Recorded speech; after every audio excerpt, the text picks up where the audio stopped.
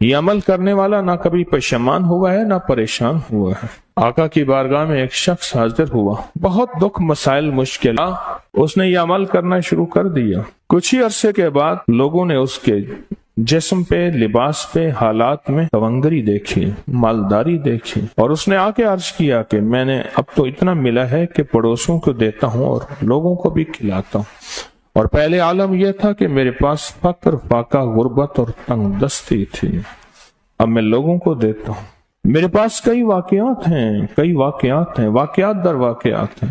مدینہ منورہ میں ایک صاحب کہنے لگے ہمارے بڑے آئے تھے تو یہاں کی منڈی کی سبزیاں جو گری ہوئی ہوتی تھیں وہ اٹھا کے لاتے تھے، اور بعض اوقات لکڑیاں نہیں ہوتی تھیں اور بعض اوقات سبزی نہیں ہوتی تھی، اور فقر اور غربت کی عمومی چونکہ فضا بھی تھی لیکن ان کے ہاں کچھ زیادہ ہی تھی، اور میں نے ان کو آنکھوں سے دیکھا کہ وہ مسجد نبی میں آتے ہیں تو سعودی عرب کا بڑا نوٹ 500 کا ہے، 500 والا نوٹ نکال کے چپ کر کے ایسے مٹھی میں دے رہے ہوتے ہیں، اور انہوں نے خود بتایا کہ انہیں کسی نے بتایا تھا، ان کے خاندان کو کہا سارا گھر یہ عمل کر رہا تھا، اور اس کو عمل کو کرتے کرتے اللہ کا نظام بدلا، رب نے تونگری، برکت، دولت، عزت، وسعت اور عافیت کے دروازے کھول دی۔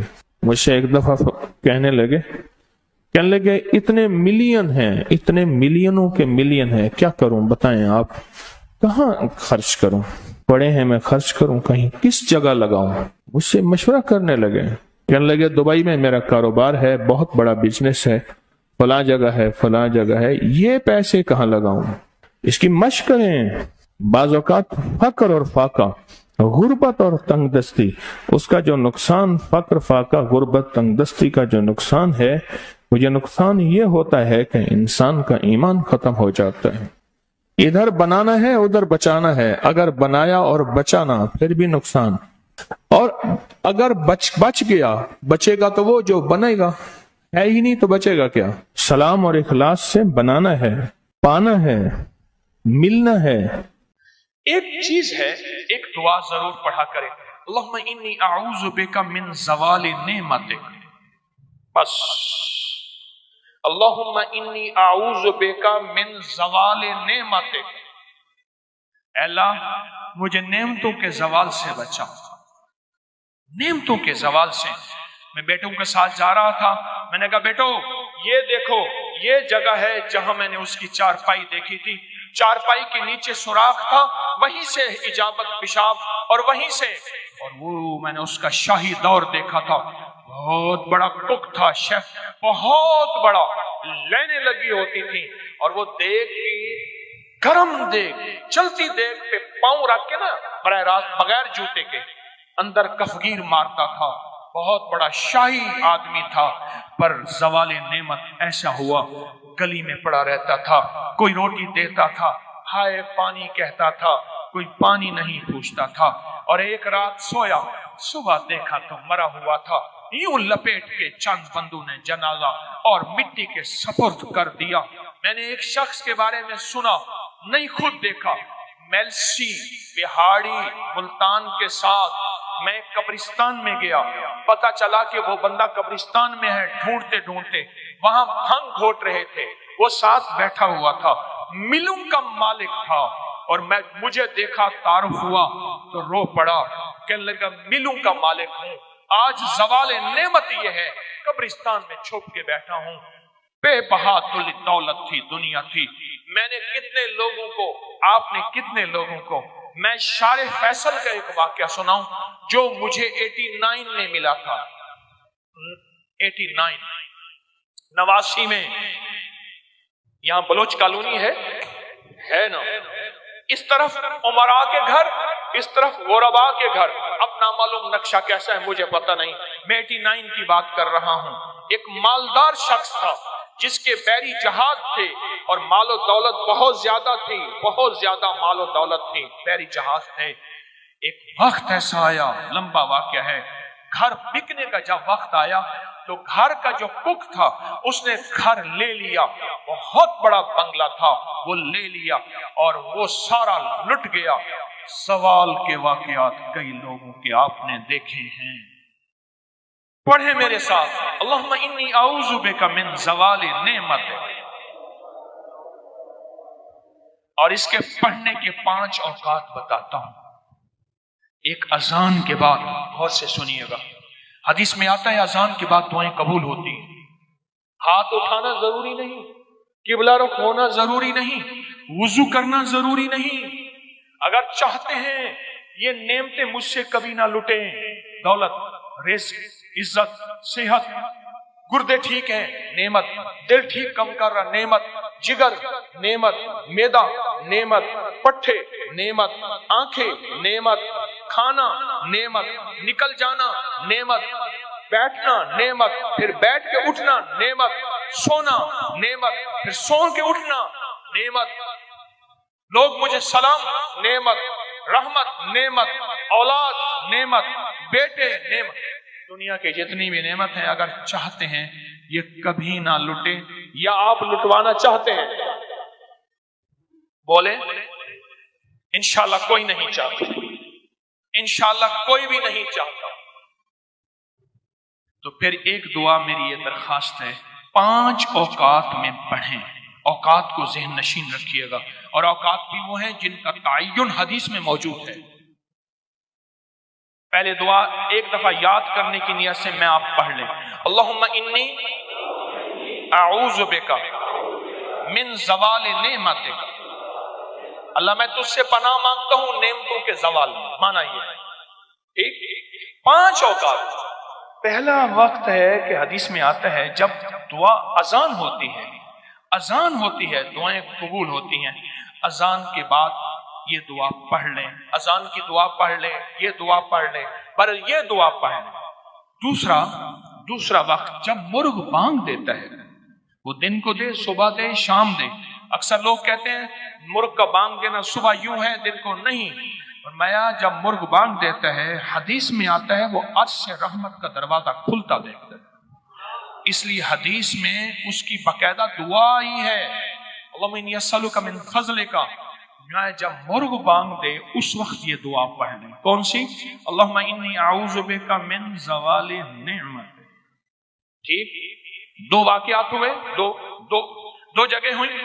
تیسرا فرمائے جب نماز کے لیے اقامت ہو رہی ہوتی ہے، اقامت ہوتی ہے نا جماعت کھڑی ہونے سے پہلے، جب قد قامت الصلاۃ آتی ہے وہاں جو دعا مانگو قبول ہوتی ہے۔ جب مکبر کہتے ہیں نا قد قامت الصلاۃ، قد قامت، جو دعا مانگو قبول ہوتی ہے۔ فرمایا جب قد قامت الصلاۃ آتی ہے جو دعا مانگو قبول ہوتی ہے، اس وقت دل ہی دل میں ایک دفعہ مانگ لیا کرے، اللہم انی اعوذ بک من زوال نعمت۔ کتنے ہو گئے؟ 3 ہو گئے۔ چوتھا والدین کے چہرے کو دیکھنے سے مقبول حج کا ثواب ملتا ہے، دنیا کا فرما بردار ہوگا۔ رات ایک جگہ بیٹھا تھا میں، کہنے لگے والد صاحب کا خون آتا تھا، کھڑا ہو جاتا تھا، والد صاحب ان کا نام عارف تھا، کہنے لگے والد صاحب مجھے کہتے تھے عارف، میں ایک دم کہا، بچے کہتے تھے بابا کیا ہوا، دادا کا خون آیا، کہا بیٹا والد کا ادب کر کر کے اب وہ پختگی ہو گئی ہے، اب ذہن میں وہ ادب بیٹھ گیا ہے۔ جو والدین کے چہرے کو دیکھ کے یہ دعا پڑھے گا، کیونکہ وہ لمحہ ایسا ہے اور میں کہ اس لمحے میں اللہ کہتا ہے مقبول حج کا ثواب مل گیا۔ اس لمحے میں جو بندہ یہ دیکھ کے پڑھے گا اللہم انی اسألک، اللہم انی اعوذ بک من زوال نعمتک۔ کتنے ہو گئے ہیں؟ اور آخری سن لیں، بڑے غور سے، بہت غور سے سن لیں، بہت توجہ سے سن لیں۔ کبھی آپ کو موقع ملے سفر کا، کہیں بھی، یہ کراچی میں بھی آپ پل میں پردیسی ہو جاتے ہیں، کہاں لمبے سفر ہیں کراچی کے، لاہور کے، بڑے بڑے شہروں کے، اللہ سے کہہ دیں کہ اللہ میں مسافر ہوں، اللہ میں پردیسی ہوں۔ مسافر پردیسی کی دعائیں رد نہیں ہوتی، میں تجھ سے یہ دعا مانگتا ہوں، اے اللہ مجھے زوال نعمت سے بچا۔ اللہ زوال نعمت سے بچائے گا، اور سب سے بڑا زوال نعمت ایک اور بھی ہے، آج میرے پاس رزق ہے، میری نسلیں منگتی ہیں، بھکاری ہیں، محتاج ہیں۔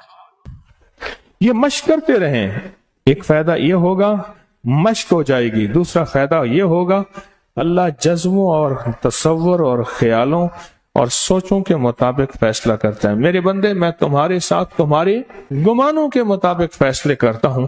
اللہ یہیں سے آپ کے گھر میں برکت دولت وسیع کرنا شروع کر دے گا۔ ایک دفعہ سلام، ایک دفعہ قل ہو اللہ پڑھ لے، تیرے گھر میں تونگری، تیرے گھر میں رزق، تیرے گھر میں عزت، تیرے گھر میں صحت اور قرضے اتر گئے، گھر سے بیماریوں کا خاتمہ ہو گیا، گھر میں رحمت برکت اور عافیت آ گئی۔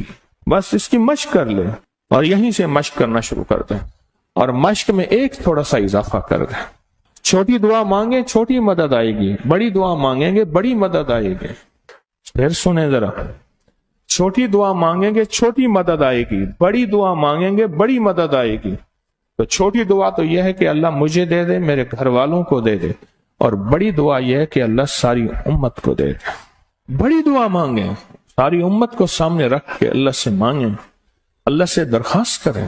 اور یہ جو ایک دفعہ سلام اور قل ہو اللہ ہے، یہ گھر میں ایسے بارشیں کر دیتی ہے، تونگری کی، رزق کی، صحت کی، برکت۔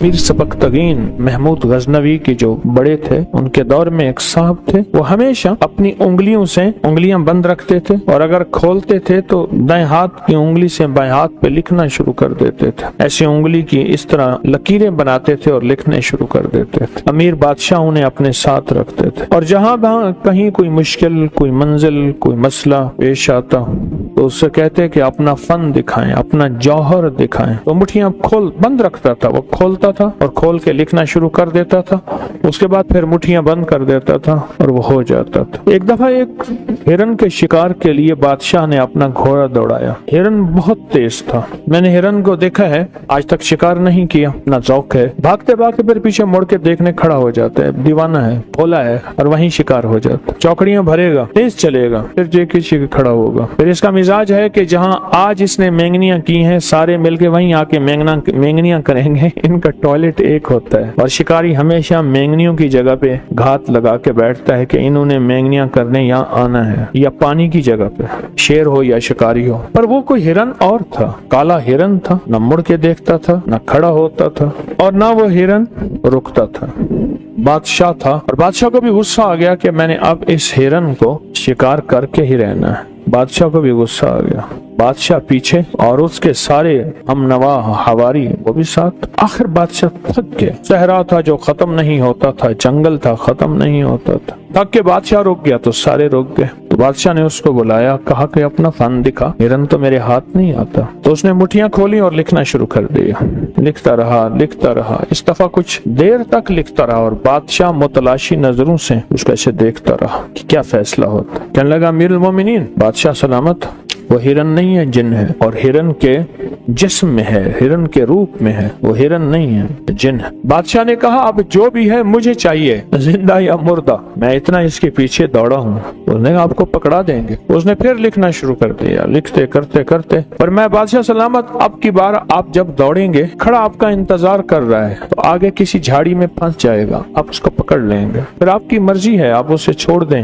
آپ کی مرضی ہے اسے قید کر لیں، آپ کی مرضی ہے اسے ذبح کر دیں، یہ آپ کی مرضی۔ اب بادشاہ نے اپنا گھوڑا دوڑایا، دیکھا تو آگے وہ ہرن کالا موجود تھا، اس کے پیچھے گھوڑا دوڑایا، پھر وہ بھاگنا شروع ہو گیا۔ آگے ایک جھاڑی آئی، اسی میں گیا تو اس میں اٹک گیا، اس کے سینگ اٹک گئے اور سینگ اس میں الجھ گئے۔ تو بادشاہ کے غلام آگے بڑھے تو انہوں نے ہرن کو پکڑ لیا۔ اب ہرن پکڑا ہوا بادشاہ کے پاس آیا، امیر سبکتگین کے پاس۔ تو بادشاہ نے اسے کہا تو نے آج مجھے بہت ستایا، فارسی میں بات کی، تیرے پیچھے بہت گھوما ہوں، آج تک میں نہیں گھوما اتنا، تو میں کسی شیر کے پیچھے بھی نہیں گھومتا، اور شیر کو میں شکار کر لیتا ہوں۔ اس دور میں بندوق تو تھے نہیں، آمنے سامنے شیر کا شکار ہوتا تھا، تلوار سے، نیزے سے، برچے سے۔ وہ کوئی ہمت والا ہوتا تھا شیر جوان، جو شیر کا آمنے سامنے مقابلہ کون کرے۔ تو ہرن بولا اور فارسی بولا اور زبان یار میں بولا، یعنی جیسے بادشاہ بول رہا تھا ویسے ہی بول رہا۔ کہنے لگا آج تک میں نے سب شکاریوں کو ایسے ہی دھوکا دیا ہے، اور ایسے سراب میں لے گیا ہوں جہاں پانی نہیں ہے، ان کو بھی مارا ہے میں نے، اور ان کی سواریوں کو بھی مارا ہے۔ مجھے ان ہرنوں پہ ترس آتا ہے، میں ہمیشہ ہرن ہرن بن جاتا ہوں، پھر شکاری کو ایسے دوڑاتا ہوں، دوڑتے دوڑتے پھر تھک جاتا ہے وہ بھی، اس کی سواری بھی، پھر ایک سراب میں لاتا ہوں، ایسے میدان میں جہاں بظاہر نظر آتا ہے پانی ہے اور پانی نہیں ہوتا، اور پھر میں گم ہو جاتا ہوں، پھر میں گم نہیں ہوتا، راستہ بھی گم ہوتا ہے اور زندگی بھی گم ہو جاتی ہے۔ اگر آپ کہیں تو میں آپ کو سراب میں لے چلوں۔ بادشاہ نے کہا تو دوڑ جائے گا، اب میں بندہ ہوں، اب نہیں دوڑ سکتا۔ بادشاہ نے نا اس عامل کو دیکھا جو ان کے ساتھ تھا، اس نے کہا اس کو چھوڑ دیں آپ، بادشاہ سلامت ہے، یہ کبھی نہیں دوڑ سکتا۔ اب ہرن پیچھے اور بادشاہ آگے، اور ہرن بادشاہ کے گھوڑے کی رفتار چل رہا تھا، کبھی آگے ہو جاتا کبھی پیچھے ہو جاتا۔ بہت دیر تک چلتے چلتے ایک ایسی وادی میں پہنچا جہاں ہر طرف انسانی ہڈیاں اور جانوروں کی ہڈیاں تھیں، انسانی ہڈیاں اور جانوروں کی ہڈیاں بکھری ہوئی تھی۔ حیران ہوا، اتنے انسان مرے ہوئے اور اتنے جانور مرے ہوئے۔ ہرن کھڑا ہو گیا اور کہنے لگا کہ بادشاہ، یہ وہ لوگ ہیں جن میں بادشاہ بھی ہیں، شہزادے بھی ہیں، رئیس بھی ہیں، امیر بھی ہیں، غریب تو روٹی پوری کرے یا شکار کرے، یہ سب یہ وہی ہیں، اور جن کو میں نے اپنے طلسم میں مار ڈالا ہے، اپنے طلسم میں مار ڈالا، یہ سب وہی ہیں۔ اللہ، بادشاہ کے آنسو آ گئے اور اچانک واقعہ یاد آیا کہ میری تیسری نسل پیچھے ایک شہزادہ تھا کہ وہ بھی سنا تھا کہ اسی طرح آیا تھا جنگل میں، تو یہ سوچ ہی رہا تھا، تو ہرن بولا بادشاہ وہ بھی میں نے مارا تھا، اس کا نام یہ تھا، اس کی شکل یہ تھی، اس کے باپ ہاں ہاں ہاں بالکل بالکل وہی، کہا وہ بھی میں نے مارا تھا۔ بادشاہ کو ایک دم غصہ آیا کہ تو نے میری نسلوں کو ختم کیا، تو وہ بادشاہ کے غصے کو اس نے پڑھ لیا، کہنے لگا بادشاہ آپ کے اختیار میں ہوں، مجھے قید کریں، مجھے ذبح کریں، مجھے چھوڑ دیں، مجھے مارے، لیکن میرے اندر بھی ایک درد اور ہمدردی ہے، میں بھی ایک درد اور ہمدردی کے طور پہ یہ سب کرتا ہوں، اگر آپ میری ہمدردی کو سامنے رکھیں گے تو مجھے معاف کر دیں گے، اور میری ہمدردی کو سامنے نہیں رکھیں گے تو مجھے قتل کر دیں گے، تیر اور تلوار کا نشانہ بنائیں۔ بادشاہ کو ایک دم غصہ ٹھنڈا ہو گیا، بادشاہ وہاں سے واپس چلا، سوچنے لگا اس ہرن کا کیا کروں۔ اس سے پوچھا جو 7 عامل، ہمیشہ یاد رکھیے گا پرانے دور کے بادشاہ ایک مزاحیہ آدمی ساتھ رکھتے تھے جو ان کا دماغ ہلکا کرتا رہتا تھا، شاہی معالج ساتھ رکھتے تھے جو ان کا علاج معالجہ کرتا رہتا تھا، انہیں بتاتا رہتا تھا یہ کھائیں یا نہ کھائیں اور یہ احتیاط یا پرہیز کریں، اور ایک عامل بھی ساتھ رکھتا تھا جو انہیں قدم قدم پہ احتیاطیں اور اگر زندگی کی مشکلات اور مسائل ہیں تو ان کے ساتھ دیتا رہتا تھا۔ تو بادشاہ نے عامل کی طرف دیکھا، اس نے کہا بادشاہ سلامت اس کو چھوڑ دیں، لیکن اس سے قسم اٹھوائیں کہ آئندہ کسی شکاری کو شکار نہیں کرے گا، کسی شکاری کو شکار نہیں کرے گا، کسی شکاری کو شکار نہیں کرے گا، اس سے وعدہ لیں، اور ہمارے ہاں ایک قسمیں ہوتی ہیں وہ قسمیں اس سے اٹھوائیں۔ بادشاہ کہنے لگا یہ تو قاتل ہے، میں چاہتا ہوں اس کو قید کروں اور اس کو قتل کروں۔ عامل کہنے لگا بادشاہ سلامت آپ اس کو قتل نہ کریں، ایک بہت بڑے قبیلے سے اس کا تعلق ہے، یہ قتل ہو جائے گا لیکن قبیلہ اس کا آپ سے نہیں آپ کی نسلوں سے انتقام لے گا، آپ سے بھی لے گا اور آپ کی نسل در نسل انتقام لے گا، اس کو چھوڑ دیں، بس عہد و پیمان لے لیں۔ تو وہ عامل بتاتا گیا، بادشاہ اس سے عہد و پیمان لیتا گیا۔ جب عہد و پیمان لے لیا تو بادشاہ نے اس سے پوچھا تجھے کس چیز نے گھیرا، تجھے کس چیز نے جکڑا، کیا آج تک زندگی میں تو کسی کے نرغے میں آیا؟ کہا 2100 سال میری زندگی ہے اور میں نے ساری زندگی لوگوں کو مارا ہے لیکن صرف شکاریوں کو اور کسی کو نہیں۔ مجھے دکھ ہوتا ہے کہ ان زندہ جسموں کو یہ شکار کیوں کرتے ہیں، کیا ان کے پاس کھانے کو نہیں ہے؟ اگر نہ ہو تو پھر تو اور بات ہے، ان کے پاس تو کھانے کو سب کچھ ہے۔ 2100 سال آج تک کوئی بندہ مجھے نہ گرفتار کر سکا نہ پکڑ سکا، نہ میں کسی کے نرغے میں آیا، یہ جھاڑیاں مجھے پکڑیں، میں خود حیران ہوں، یہ جھاڑیاں نہیں تھیں، کوئی طاقتور دنیا تھی جس نے مجھے پاؤں سے بھی جکڑ لیا اور سینگوں سے بھی جکڑ لیا۔ تو اس سے پوچھا تو نے کیا پڑھا تھا؟ اس نے کہا بادشاہ سلامت میں نے ساری زندگی حروف تہجی پہ جان ماری ہے اور حروف تہجی پہ محنت کی ہے اور حروف تہجی کو اپنی زندگی کا ساتھی بنایا ہے، اپنے سانسوں میں نے حروف کو رچایا ہے، بسایا ہے اور اس کو اعتماد سے پڑھا بھی ہے، لکھا بھی ہے۔ میں نے انگلی پہ ہمیشہ حروف تہجی الف سے لے کر یا تک لکھتا ہوں اور پھر لکھتا ہوں اور پھر لکھتا ہوں اور پھر لکھتا ہوں۔ شہادت کی انگلی میری قلم ہوتی ہے اور دوسرا ہاتھ میری تختی ہوتی ہے اور میں قلم اور تختی سے لکھتا چلا جاتا ہوں اور حروف تہجی کو اپنی جان، اپنی زندگی سے زیادہ عزیز سمجھتا ہوں، اور یہ حروف تہجی کا رزلٹ ہے جس نے اس کو جکڑ دیا۔ بادشاہ نے اس سے پوچھا کہ یہ صحیح کہتا ہے؟ کہاں بالکل ٹھیک کہتا ہے۔ اور اس نے کہا کہ بادشاہ سلامت اس سے کہیں اپنے ہاتھ پہ حروف تہجی لکھ کے آپ کی آنکھوں پہ پھیرے، پردے سارے ہٹ جائیں گے۔ उसने हाथ पे हरूफ तहज्जी लिखी और बादशाह की आंखों पे ऐसे फेर दी।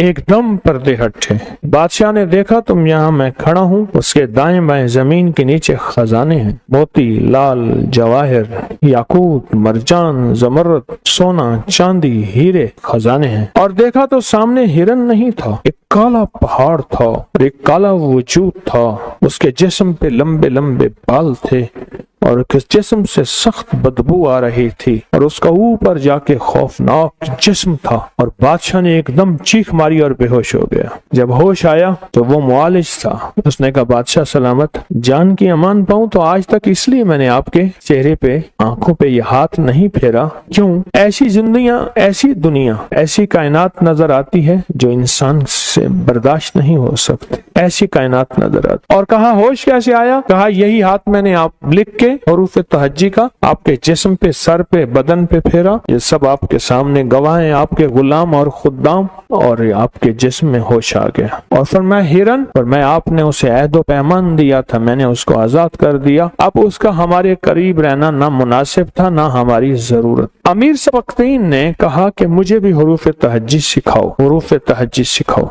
और मैं भी हरूफ तहज्जी से अलिफ बा से लेकर या तक इससे फैज पाना चाहता हूँ और इससे खैर पाना चाहता हूँ और हरूफ तहज्जी की बरकतें लेना चाहता हूँ। तो उसने रोजाना उसको सिखाना शुरू कर दिया। अमीर ने कहा मैं ये चाहता हूँ इस हरूफ तहज्जी की बरकत से मेरी हुकूमत बने, मेरी नस्लों में बड़े बड़े बादशाह आए, मेरा तख्त बुलंद हो, मेरा ताज बुलंद हो, मेरा बख्त बुलंद हो, मैं ये चाहता हूँ। तो उसने हरूफ तहज्जी से ये सब कुछ लिखना शुरू कर दिया। लिखता रहा। कई अरसा तक हरूफ तहज्जी पे मेहनत करता रहा। साल मेहनत की। मेहनत करने के बाद एक दफा उस आमिल ने कहा कि बादशाह आप हरूफ तहज्जी के आमिल बन चुके हैं। फलां रात आ रही है, फलां रात, एतवार की शाम, जब मगरिब खत्म हो जाए, एतवार का दिन गुजरे, शाम हो, मगरिब खत्म हो जाए, पीर की सुबह होना शुरू हो जाती है। वो रात हो जाती है जिसकी सुबह पीर होता है, सोमवार होता है। तो कहा इस रात में आप हरूफ लिखें और लिखने के बाद मुट्ठियां बंद कर दें, जो मांगेंगे मिलेगा। अब बादशाह उस दिन का इंतजार करने लगा, उस दिन का इंतजार करने लगा। हमारे यहाँ जो कवाकिब, सियारे और सितारे होते हैं जिनका कुरान में तस्करा है, वश्शम्स इज़ा ज़ुहाहा वल कमर इज़ा तलाहा वन नहार इज़ा जल्लाहा वल लैल इज़ा यक्शाहा वस्समाए बनाहा वल अर्ज़ वमा। ये कुरान में और कई जगह तस्करे, सिर्फ एक नहीं। जो एतवार की शाम है ना, एतवार की शाम जब डूब जाए, एक ये और एक जुमेरात की शाम जब डूब जाए। जैसे अब ये शबे जुमा है, जो शबे जुमा है वह एतवार की शाम को है ही नहीं। क्यों? ये सैयदुल लैल है, रातों की सरदार। किसकी सरदार? और जुमा सैयदुल यौम है, दिनों का सरदार जुमा। जो इस रात को मिलता है वो किसी रात को मिल नहीं सकता। जो इस रात को पाता है बंदा वो किसी रात को पा नहीं सकता, जो इस रात को पाता। तो कहा जब एतवार की शाम हो आप हथेली पे लिखिएगा, पर इसका नतीजा मिलेगा शबे जुमा में और उस पे आपको लिखना पड़ेगा। और कहा उस आमिल ने बादशाह को अगर एतवार की शाम भूल जाएं तो जिंदगी में कभी शबे जुमा न हो। बादशाह ने यह अमल किया, हर शबे जुमा में यह अमल किया, एतवार की शाम को भी किया और हर शबे में किया। 11 एतवार की शामें और 11 शबे जुमा में हथेली पे अमल लिखता रहा और करता रहा। एक दफा ख्वाब में देखा कि मेरे सर की चोटी से एक परिंदा निकला, छोटा सा, जो मक्खी के, शहद की मक्खी के बराबर। जो ऊपर जा रहा है, जो बड़ा हो रहा है, और उसका साया है बहुत बड़ा, बहुत वसी, इतना वसी साया, ताहद नजर उसके पर फैल गए, उसका साया फैल गया। ख्वाब देखा, हैरान हुआ, समझ ना आई ये क्या है। माबर ताबीर देने वाले भी दरबारों में होते थे बादशाहों के यहाँ। तो एक मोतबर एतबार वाला ताबीर वाला भेजा, ताबीर वाला बंदा को भेजा, ये ख्वाब देखा। उसे कहा मेरा नाम ना लेना। उस ताबीर वाले बंदे ने देखा, उसने कहा ये ख्वाब तू नहीं देख सकता, कोई बादशाह देख, सच बता। उसने कहा अमीर ने देखा है। कि हाँ, उससे कह दे तेरा बेटा होगा और उसकी सल्तनत यहाँ से वहां तक होगी जहाँ सूरज गरूब नहीं होगा और साया ही साया रहेगा। और फिर उसकी नस्लों में सुल्तान महमूद गजनवी रहमतुल्लाह अलैह, तो सुल्तान महमूद गजनवी बादशाह बना। उसके ताबीर ये निकले और उस बादशाह बनने के पीछे हरूफ तहज्जी का फैजान है, हरूफ तहज्जी की बरकत हैं, हरूफ तहज्जी के समरात हैं और हरूफ तहज्जी की करामतें और कमालात हैं उसके बादशाह बनने।